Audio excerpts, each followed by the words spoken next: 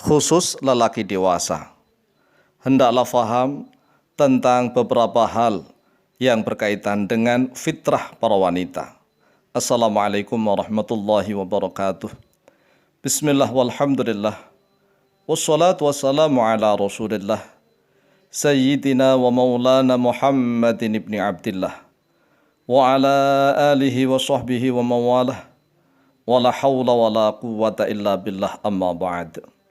Saudaraku kaum muslimin wal muslimat rahimakumullah. Wabil khusus saudara-saudara kami para pecinta dan subscriber channel YouTube Al-Mu'alim Center dimanapun berada, yang tidak lupa dan tidak bosan-bosannya senantiasa kami doakan, semoga Allah Azza wa Jalla memberikan kesehatan, sehat walafiat lahir dan batin.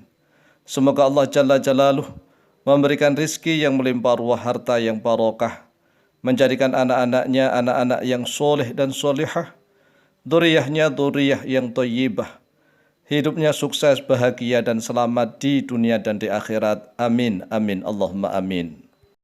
Saudaraku kaum muslimin wal muslimat rahimakumullah, ketahuilah bahwa video ini kami persembahkan khusus pada saudara-saudara kami sesama kaum lelaki yang menjadi umatnya Nabi Muhammad SAW. Mengapa? Karena di akhir zaman ini masih banyak para ustadz ini yang kepingin mendapatkan jamaah para ibu-ibu, dicintai oleh ibu-ibu, dikagumi oleh kaum wanita, sehingga masih saja mendiskreditkan kaum lelaki. Kaum lelaki harus begini, harus begitu. Jarang sekali yang berani untuk mendidik para wanita dengan tegas, dengan baik, dengan kelembutan, dengan penuh kesabaran dan dengan kebenaran. Oleh sebab itulah tidak heran di akhir zaman banyak sekali kaum lelaki yang menjadi budaknya kaum perempuan. Zaman dahulu, zaman perang, zaman penjajahan, zaman perbudakan, banyak perempuan yang dijadikan mainan oleh kaum lelaki. Terutama pada zaman jahiliyah, wanita dijadikan mainan, dijadikan sampah, dijadikan barang yang bisa diperjualbelikan, tidak dipandang begitu hormat, dilecehkan. Tetapi zaman setelah merdeka, apalagi zaman modern seperti ini, banyak para lelaki yang menjadi budaknya kaum perempuan. Ini kalau dibiarkan maka Islam akan semakin hancur, semakin hancur. Mengapa? Karena tugas dakwah, tugas perjuangan itu adalah para kaum lelaki. Jika para kaum lelaki menjadi tongosnya, menjadi budaknya kaum perempuan, tidak pernah ngaji, setiap hari hanya kerja, malam harus memuaskan istrinya, kapan dakwah Islamiyah? Bagaimana agama Islam ini bisa maju? Apabila kaum lelaki, kaum musliminnya seperti itu kualitasnya, naudzubillah tsumma naudzubillah, kehancuran bagi umat Islam. Oleh sebab itulah pahamilah wahai saudaraku kaum lelaki, bahwa yang pertama, fitrah wanita itu diciptakan oleh Allah dari tulang rusuk yang bengkok. Sudah tulang bengkok lagi. Jika seorang laki-laki, seorang suami tidak paham ilmu agama, tidak mendalam tentang pengertian ilmu agamanya, tidak kuat keimanannya, tidak kuat ilmunya, tidak kuat ekonominya, maka para lelaki cenderung untuk berubah menjadi banci, lebih banci dari kaum wanita. Banyak kaum lelaki yang menjadi tongos, selalu nurut pada istrinya. Disuruh antar jemput istrinya, disuruh ini itu. Tidak berani mengatakan apapun. Segala keputusan rumah tangga selalu ada di komando istrinya. Ini rata-rata, mayoritas di mana-mana. Lah kalau umat Islam seperti ini terus akan hancur, hancur Islam. Kelihatannya ada, tetapi hakikatnya hancur. Mengapa? Karena para lelakinya menjadi lebih banci daripada kaum para wanita. Diartikan kaum lelakinya menjadi laki yang solihah. Solihah artinya lebih soleh daripada kaum perempuan. Karena laki-lakinya banyak yang menjadi penakut. Penakut setakut-takutnya.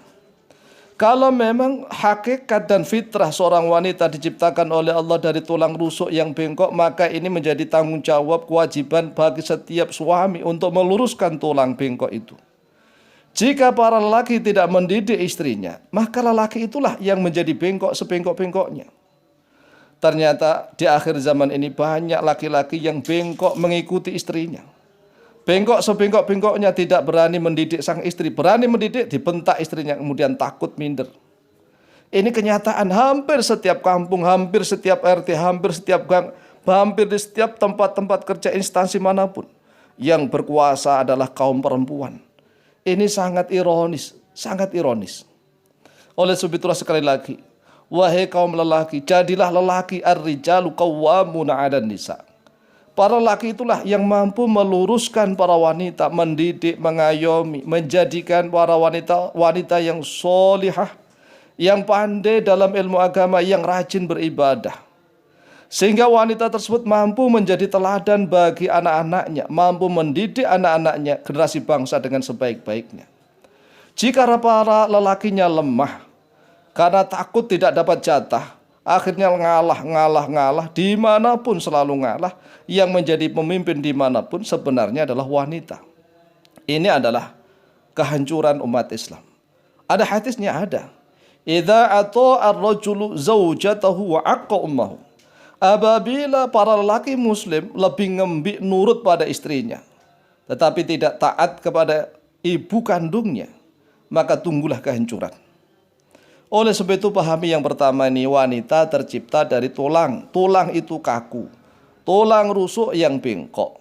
Artinya bahwa keinginan kemauan wanita itu kaku, walaupun tubuhnya lembut, lemah gemulai. Tetapi kalau sudah keinginan, maka kaku-kakunya. Ini yang pertama. Yang kedua, wanita itu memiliki dua kekurangan. Yang pertama, kekurangan akal, kata Rasulullah SAW. Sehingga persaksian wanita itu jarang diterima, apalagi persaksian nikah. Persaksian nikah dengan persaksian zina, walaupun yang menyaksikan itu orang satu kampung tapi wanita semua, tidak akan diterima. Ini bukti kekurangan akal wanita. Yang kedua, kekurangan agamanya wanita. Wanita setiap bulan kedatangan haid. Apabila wanita haid, maka tidak sholat, tidak puasa. Pahalanya berkurang. Ini bukti kekurangan agama para wanita. Dan wanita, mohon maaf, di mana-mana wanita itu punya mulut dua, mulut atas, mulut bawah. Dua-duanya harus dicukupi oleh sang suami. Mulut atasnya dicukupi, mulut bawahnya dicukupi. Maka jadilah seorang suami yang kuat fisik, kuat ekonomi, kuat ilmu, kuat iman, kuat agama, kuat himmah, cita-cita untuk meneruskan perjuangan dakwahnya Rasulullah SAW. Jika umat Islam seperti ini, insya Allah negara Indonesia menjadi negara yang baldatun thayyibatun wa rabbun ghafur. Negara yang adil dan makmur, bukan menjadi laki-laki yang lebih banci daripada kaum perempuan, sehingga disebut lelaki-lelaki yang solihah karena lebih solihah daripada istrinya. Demikian, semoga bermanfaat. Akhirul kalam, wallahu muwaffiq ila aqwamit thoriq. Wassalamualaikum warahmatullahi wabarakatuh.